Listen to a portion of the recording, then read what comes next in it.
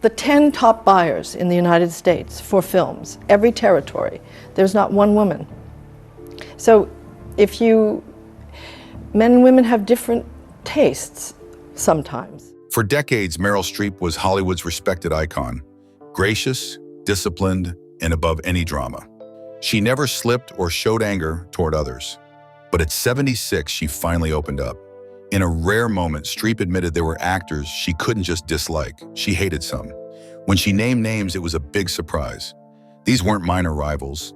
They were some of the biggest names in cinema, the very people viewers thought she admired most. What surprised everyone even more was how she revealed them one by one with honesty. Once you hear her reasons, you will see those past collaborations in an entirely new light.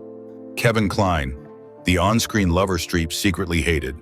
Kevin Kline and Meryl Streep seemed like the perfect partners in Sophie's Choice, 1982. But their relationship off-screen was quite different. They had great chemistry on screen, but during rehearsals, things were tense. Meryl spent months preparing for her role. She listened to Holocaust survivor stories, learned Polish and German dialects, and studied every detail of Sophie's fragile mind. Kevin, on the other hand, preferred to act on instinct. He liked to improvise and let scenes develop naturally. This difference created conflict instead of enhancing the film.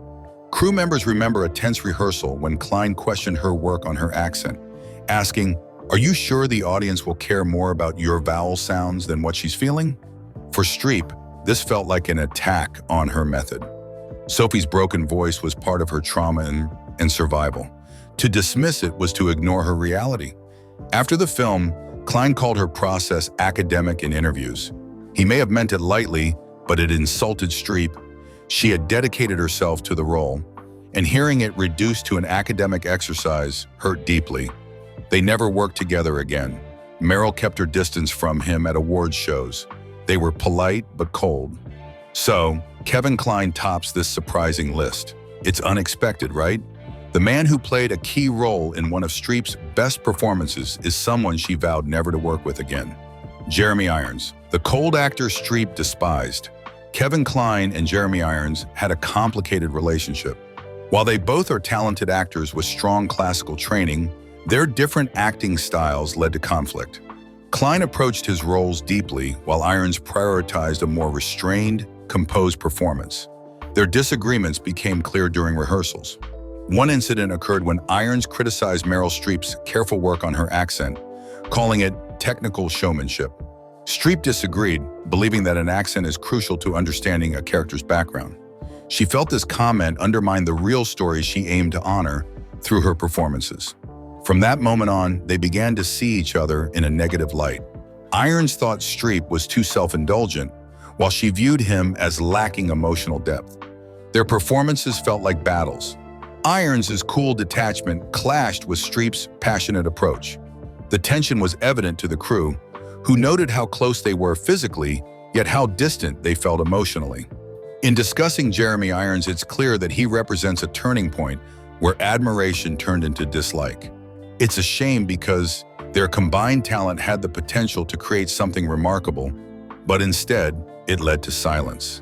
Alec Baldwin, the improviser who drove Streep to fury. Nobody anticipated that a romantic comedy would veer into the territory of conflict. Yet when Meryl Streep found herself pitted against Alec Baldwin on the set of It's Complicated, the atmosphere was charged with palpable tension. What audiences perceived as witty banter and undeniable chemistry was, in reality, a fierce power struggle over the direction of each scene. Director Nancy Meyers had envisioned Baldwin's improvisational flair as a perfect counterbalance to Streep's meticulous and methodical portrayal of her character, Jane Adler. However, Baldwin's spontaneous approach became a formidable obstacle as filming progressed. While Streep delved deeply into her character's motivations, seeking to ground her performance in authenticity, Baldwin frequently deviated from the script. He rephrased lines, injected comedic elements, and altered the rhythm, often with little notice. Streep believed this disruption compromised the emotional integrity at the heart of the narrative. After a particularly exasperating rehearsal, she voiced her frustration. Comedy has to be grounded in truth. Baldwin conversely maintained that they could uncover that truth through unscripted moments. Neither actor was willing to relent, resulting in their shared scenes becoming a continuous duel of artistic vision. Even now, Baldwin reflects on those tumultuous moments with a sense of humor, frequently making jokes about the underlying friction. In stark contrast, Streep remains resolute, unwilling to soften her perspective on the experience. To the unsuspecting viewer, their on-screen allure may have seemed enchanting. Still, those privy to the behind-the-scenes drama recognized a different reality. Beneath every laugh lingered an intricate tapestry of tension and rivalry. Jack Nicholson, the co-star Streep could never accept. Meryl Streep and Jack Nicholson, two film industry titans, have notably never shared the screen, and this absence was entirely by design. From the outset of their careers, Streep deliberately turned down every proposal to team up, firmly believing that Nicholson's acting approach epitomized everything she found objectionable in the craft. Beginning in the late 1970s, as both actors ascended to cinematic stardom, film studios eagerly sought to pair them in serious dramas, convinced that the combination of their star power would guarantee box office success. However, despite their initial meetings, these collaborations never materialized. The reason was profound. Streep saw acting as a deeply ethical endeavor, a moral responsibility to deliver authentic portrayals that resonate with truth, while Nicholson approached the art with a philosophy rooted in confidence, instinct, and spontaneity. He once dismissively stated in interviews, "Preparation? That's intellectual masturbation," a remark that struck a painful chord with Streep. For her, authenticity was paramount, and Nicholson's flippant disregard for preparation and his tendency to mock the craft publicly made any prospect of collaboration untenable. Renowned casting director Juliet Taylor once succinctly summed up their dynamic, saying, "Jack represents everything Meryl thinks is wrong with stardom." As the years passed, Streep quietly but resolutely declined any projects involving Nicholson, maintaining a distance beyond professional boundaries. At award ceremonies, their interactions were limited to mere nods of acknowledgement, devoid of warmth. Their body language betrayed a palpable chill at galas and social functions, further underscoring their rift. Hollywood observers noted with intrigue that two of its brightest lights had never acted together, not due to a shortage of opportunities, but rather because the mutual disdain that characterized their relationship erected a barrier insurmountable by even the most enticing scripts. Gwyneth Paltrow, the symbol of everything Streep hated. Meryl Streep saw Gwyneth Paltrow as more than just another actress. To her, Paltrow represented everything wrong with modern Hollywood: privilege, branding, and fame without hard work. Paltrow became famous in the 1990s seemingly effortlessly. As the daughter of Blythe Danner and Bruce Paltrow, she had opportunities that many could only dream of. Critics admired her grace and charm, but Streep felt bitter. For years, Streep saw acting as serious work, requiring months of research and deep focus. Watching Paltrow rise to the top based on her name and timing seemed disrespectful to Streep. The real issue came in 1999, when Paltrow won the Best Actress Oscar for Shakespeare in Love. That same year, Streep had performed in One True Thing, one of her toughest roles, and she lost. Publicly, Streep smiled, but privately, she told friends that the competition felt like a marketing contest dressed up as an award. She never mentioned Paltrow by name, but it was clear who she meant, and her silence spoke volumes.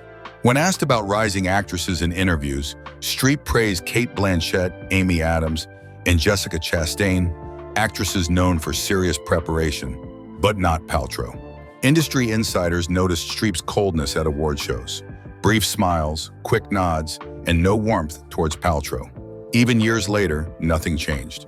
While Paltrow built a lifestyle brand with Goop, Streep kept her distance. She viewed Paltrow not as a rival, but as a warning.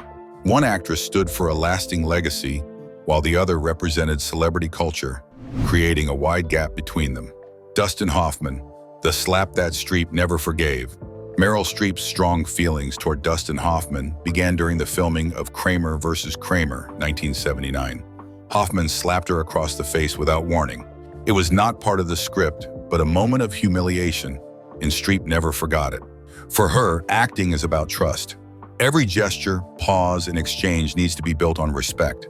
However, Hoffman's method of acting focused on chaos. He often blurred the line between acting and reality, adding unscripted actions in pursuit of authenticity. To Streep, being caught off guard was not authentic. It felt like abuse. She later stated, "That was overstepping. That was not acting." This statement reflected a hurt that stayed with her. On set, director Robert Benton often acted as a referee, trying to manage Hoffman's improvisations alongside Streep's careful performances. Their portrayal of a divorce was very real, fueled by their resentment. Crew members mentioned that some of the most intense moments in the film were not planned, they were raw outbursts. The film won multiple Oscars. Hoffman received Best Actor, and Streep got Best Supporting Actress. Their work was recognized, but Streep left with lasting scars. She has never worked with Hoffman again. In later interviews, she described the experience as professionally productive, but personally intolerable. 6 actors, 6 grudges, and none have been forgiven. Which story surprised you the most? Share your thoughts in the comments, and don't forget to like and subscribe for more Hollywood rivalries.